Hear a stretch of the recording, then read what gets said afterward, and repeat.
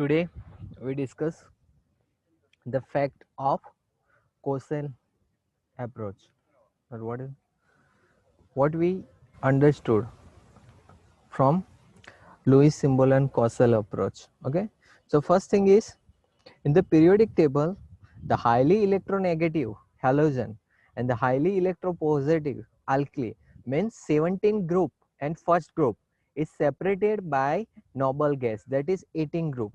Okay, in between 17 and first group there is only one group, that is noble gas, 18 group. Okay, so 17 then 18 and then first group start. So this one is first fact. Second, the formation of negative ion from a halogen, okay, and the formation of positive ion of alkali metal is associated with the gain or loss of an electron by the respective atoms, that we know already, that halogens are having tendency to accept one electron and form negative ion, while the first alkali metals having tendency to release the electron, lose the electron and gain positive charge. Okay. Third fact that we know from the Lewis causal approach is the negative and positive ion thus form attain stable noble gas electronic configuration. Means these two group 17 group electron means atoms accept an electron and complete their electronic configuration as noble gas, because the configuration of 17 group elements is NH2NP5. After adding an electron to the 17 group, the configuration become NH2NP6, which is same as noble gas configuration. Okay, same way first group electron element having configuration NS1. Okay, so after losing an electron, its configuration is also become same as noble gas element. For example, the electronic configuration of sodium is 1s2, 2s2, 2p6, 3s1. Okay, so when sodium release one electron, the configuration of sodium become 1s2, 2s2, 2p6, which is same as neon, and we know neon is a noble gas element. So 17 group and first group element, after forming positive or negative ions, the configuration of this two group element become same as noble gas element configuration. Okay, next one is the negative and positive ions are stabilized by electrostatic attraction, which is only attraction. Negative and positive group elements always having electrostatic interaction.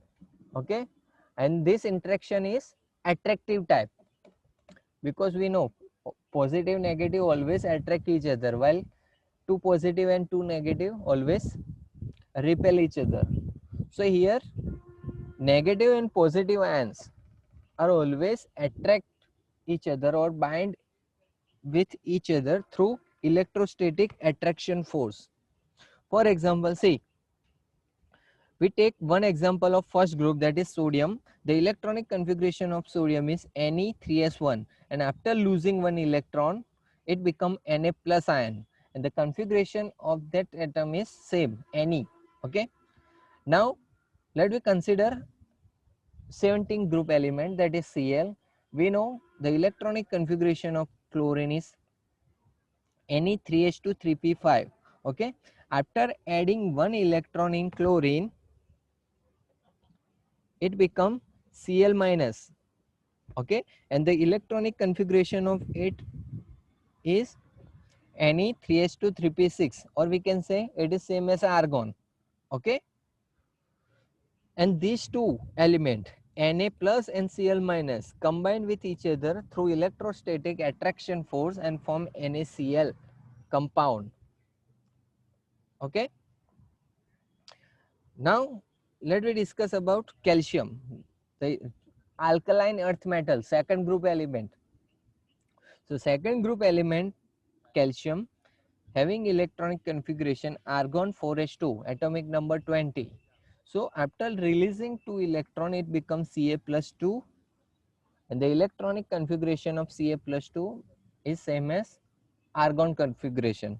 Okay, while fluorine is a 17th group element, it is having tendency to accept an electron and form negative ion. So fluorine accept an electron and become F minus ion. The electronic configuration of fluorine, ninth number element, is He or 1s2, 2s2, 2p5, and after adding one electron, the configuration of fluorine minus ion becomes He, 2s2, 2p6, or we can say neon, electronic configuration of neon. So in this case, Ca plus 2 ions add with, because Ca plus 2 release 2 electron here, okay, and these 2 electron accept by fluorine, okay, and becomes 2F minus ion. So this Ca plus 2 and 2 fluorine ion combine with each other to form CaF2, that is calcium difluoride compound. Okay, so by Lewis Cossel approach we can identify which type of bond is formed, which type of ions is formed, or how many electrons are participate in this reaction. Okay, participate કેટલા reaction કરે છે, કેટલા ions form કરે છે, એ compound પરથી આપણે કહી શકીએ. જેમ કે NH3 છે તો NH3 માં 3 હાઇડ્રોજન છે, ઓકે, અને ત્રણે ત્રણ હાઇડ્રોજનનો ચાર્જ પોઝિટિવ છે, તો એક હાઇડ્રોજન એક ઇલેક્ટ્રોન રિલીઝ કરીને H+ આયન બનાવશે, બીજો હાઇડ્રોજન એક ઇલેક્ટ્રોન રિલીઝ કરીને સેકન્ડ H+ આયન બનાવશે, અને થર્ડ હાઇડ્રોજન ત્રીજો ઇલેક્ટ્રોન રિલીઝ કરીને થર્ડ H+ આયન બનાવશે. આ થર્ડ 3H+ આયન છે અને 3 ઇલેક્ટ્રોન છે. આ 3 ઇલેક્ટ્રોન કોણ એક્સેપ્ટ કરે છે? નાઇટ્રોજન. તો નાઇટ્રોજન પહેલા હતું 2s2 2p3 અને 3 ઇલેક્ટ્રોન એડ થઈને N3- આયન બને છે, જેનું ઇલેક્ટ્રોનિક કન્ફિગ્યુરેશન છે 1s2 2s2 2p6, same as neon. Okay, so આ રીતે બોન્ડિંગ ફોર્મેશન થાય છે, જે આપણે આ બે આપેલા છે. Okay, example NaCl, calcium.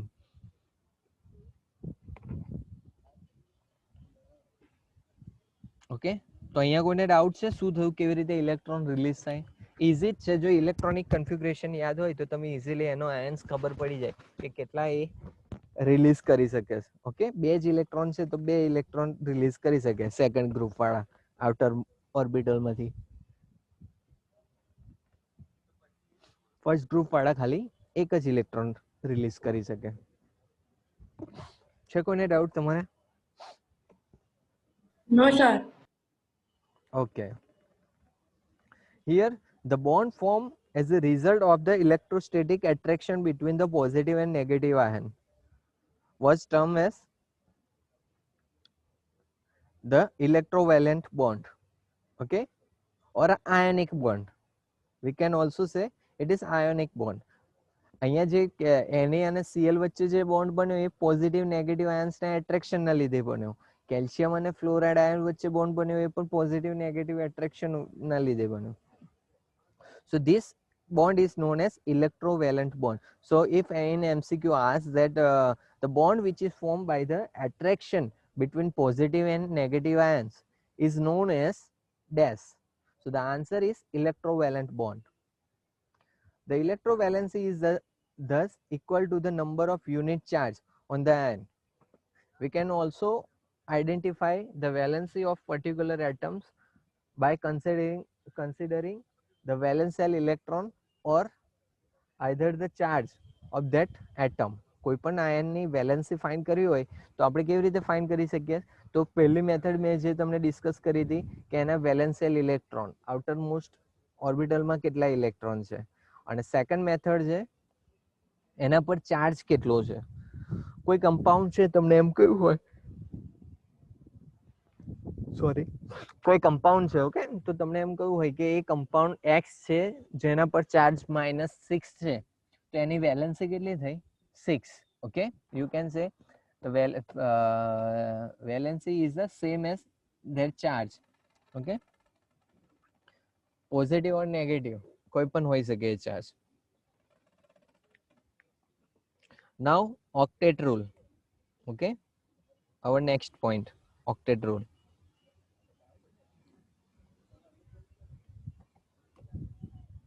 So what is octet rule? So Kossel and Lewis in 1916 developed an important theory of chemical combination between atoms, is known as electronic theory of chemical bonding. And according to them, atom can contribute either by transfer of valence shell electron. Atom can combine by either transfer of electrons between one to another atom, and it may be 50-50 contribution or 100-0 contribution. Okay,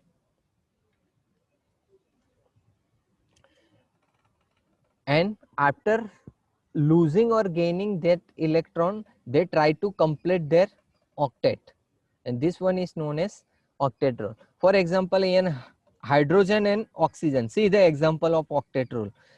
simple તમારે આ રીતે યાદ નહીં રાખવાનું, હું જે રીતે explain કરું. જો હાઇડ્રોજનમાં કેટલા ઇલેક્ટ્રોન છે 1, ઓક્સિજનમાં કેટલા ઇલેક્ટ્રોન છે 6. ઓકે, તો 6 ઇલેક્ટ્રોન છે. Hydrogen either lose its 1 electron, એક ઇલેક્ટ્રોન રિમૂવ કરી અને એની 0 ઇલેક્ટ્રોનિક કન્ફિગ્યુરેશન અચીવ કરે. ઓકે, આઈધર એ શું કરે છે, એક ઇલેક્ટ્રોન એક્સેપ્ટ કરશે અને બે ઇલેક્ટ્રોન કરી અને એની ઓર્બિટ જે 1s2 છે એને કમ્પ્લીટ કરે. સેકન્ડ ઓક્સિજન છે. ઓક્સિજનમાં ટોટલ કેટલા ઇલેક્ટ્રોન છે, 6 electron, 1s2 2s2 2p4. Okay, તો ખબર છે કે ઓક્સિજનના વેલેન્સ શેલ ઇલેક્ટ્રોન 6 છે, 2s2 2p4 ટોટલ 6. તો એની અંદર કેટલી વેકેન્સી છે, 2 ઇલેક્ટ્રોનની. તો એ 2 ઇલેક્ટ્રોન એક્સેપ્ટ કરી અને એની ઓક્ટેટ કમ્પ્લીટ કરે, O2 માઇનસ ફોર્મ કરે. તો અહીંયા જુઓ, બે હાઇડ્રોજન છે. ઓકે, તો બંનેના 1-1 ઇલેક્ટ્રોન છે. ઓકે, અહીંયા પણ હાઇડ્રોજન છે, 1-1 ઇલેક્ટ્રોન. તો તમારે પહેલા સ્ટ્રક્ચર જ્યારે ડ્રો કરવાનું હોય તો આને આ રીતે ડ્રો કરવાનું. C here,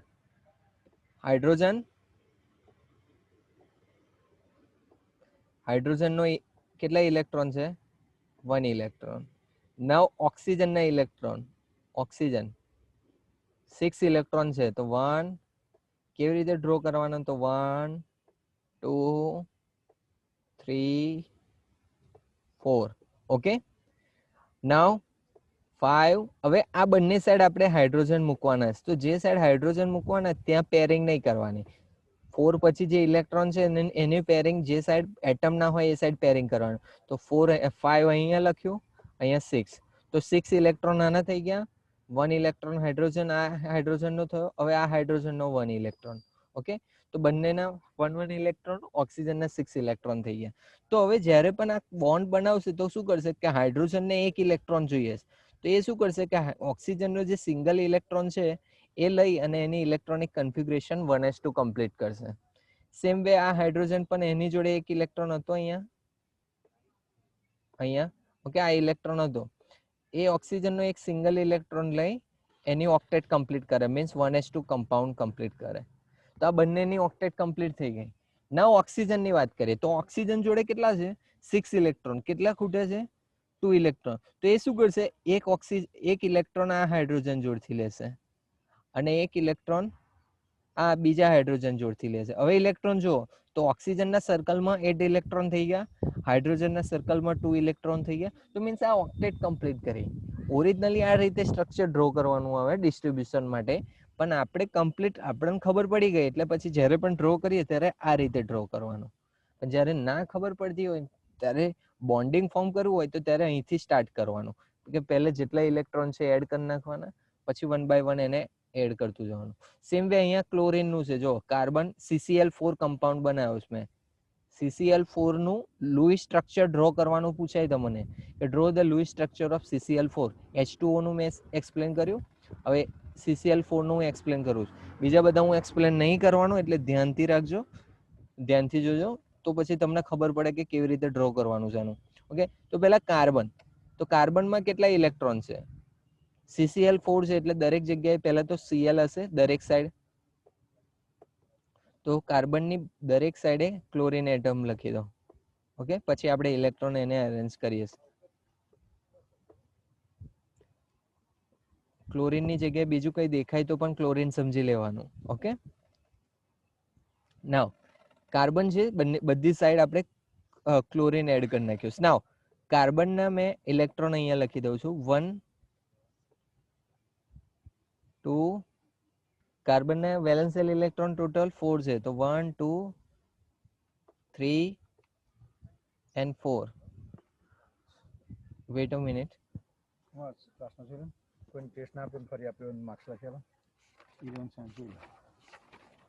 okay, 11 science marks બધા ટાઈમે જ આપેલું છે કે મારે તો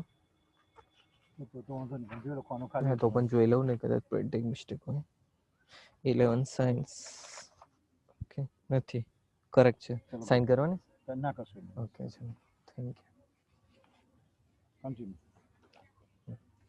ઓકે, સો અહીંયા મેં 4 ઇલેક્ટ્રોન ઓલરેડી ડ્રો કરી દીધા છે. કોના? કાર્બનના. નાવ what is the electronic configuration of chlorine? 1s2 2s2 2p6 3s2 3p5.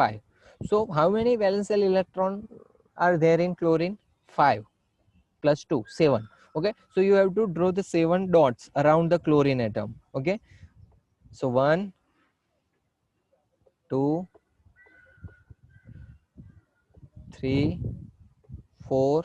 હવે pairing 5 6. હવે આ ક્લોરીન ની આ બાજુ કાર્બન છે, એટલે અહીંયા પેરિંગ નહીં કરું. ક્યાં કરીશ? સાઈડમાં પેરિંગ કરીશ. ઓકે, તો 7 થઈ ગયા. સેમ વે અહીં બધાએ 7 કરી દેવાના. તો 1 2. હવે 1 by 1 નહીં કરતો, મને ખબર પડી ગઈ, તમને પડી ગઈ હશે કે આપણે 7 ઇલેક્ટ્રોન એવી રીતે અરેન્જ કરવાના. પહેલા 1 1 પછી પેરિંગ કરતું જવાનું. ઓકે, તો 7. Okay, same way here 1 2 3 4 5 6 and 7. 1 2. હવે નહીં દેખાય, આ બાજુ તમે સમજી લેજો કે 7 છે. Okay, now how many electrons are required to complete the octet of carbon? There are 4 electrons and 4 vacancy are there, so 4 electrons is required to complete the octet of carbon. Now how many vacancy are there in chlorine atom? 1 electrons is required to complete the octet of chlorine atom. So કેવી રીતે combination થશે? તો 4 carbon છે એ એની જોડે 4 electron છે, બીજા 4 electron એ દરેક chlorine every chlorine જોડથી એક એક ઇલેક્ટ્રોન એ શું કરશે? એક્સેપ્ટ કરીને ટોટલ 8 ઇલેક્ટ્રોન ઓક્ટેટ કમ્પ્લીટ કરે છે. C here 1 2 3 4 5 6 7 8. ઓકે, તો આ કમ્પ્લીટ થઈ ગયો ઓક્ટેટ કાર્બનની. નાવ every chlorine needs one electron, so the chlorine accept 1 electron from carbon. તો એક એક ઇલેક્ટ્રોન અહીંયાથી એક્સેપ્ટ કરશે. ઓકે, આ ક્લોરીને ટોટલ એના 7 હતા, 1 કાર્બનથી એક્સેપ્ટ કર્યો. તો આ રીતનું સ્ટ્રક્ચર ડ્રો થશે. જો તો 8 ઇલેક્ટ્રોનની ઓક્ટેટ કમ્પ્લીટ થઈ જાય છે. Okay,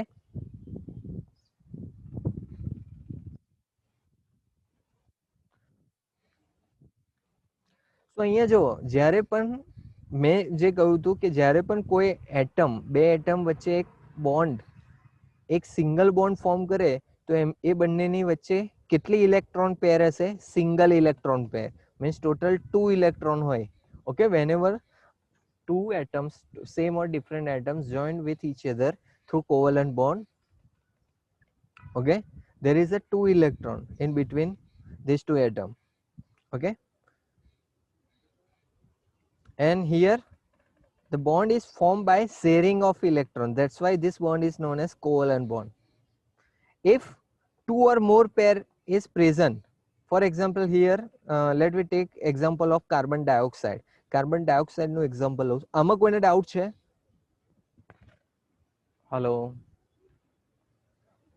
No sir, no doubts. કોઈને પણ ડાઉટ છે? બોલવાનું રાખો તો મને ખબર પડે, નકર મને તો એમ જ છે કે બધાને ખબર પડી ગઈ અને માર્ક્સ આવતા નથી. હવે એ રીઝન તો મને નહીં ખબર પડતી કે માર્ક્સ નહીં આવતા.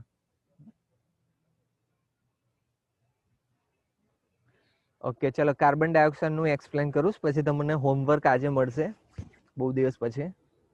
સો બી રેડી.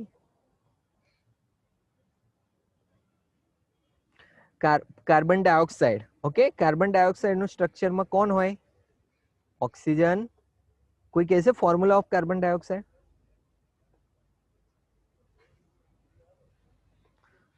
કાર્બન ડાયોક્સાઇડ ની ફોર્મ્યુલા શું? Molecular formula of carbon dioxide. બધા છેદ કરે ને મીટિંગમાં.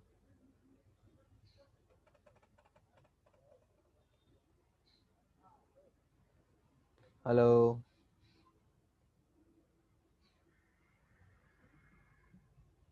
What is the formula of carbon dioxide?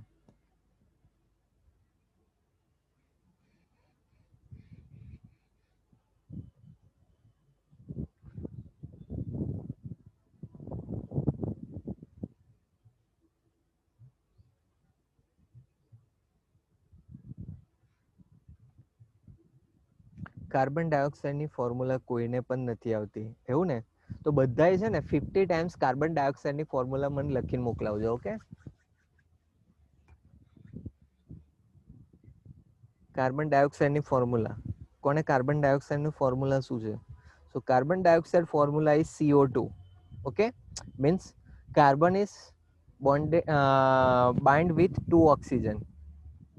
So how to draw the Lewis structure of carbon dioxide? So we know the carbon valency. How many electrons are there? 4 electrons in outermost orbital. So 4 electron we have to put around the carbon. Now how many electrons are there? See here. How many electrons are there in oxygen?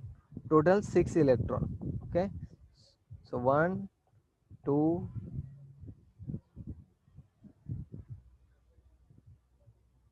3, 4 and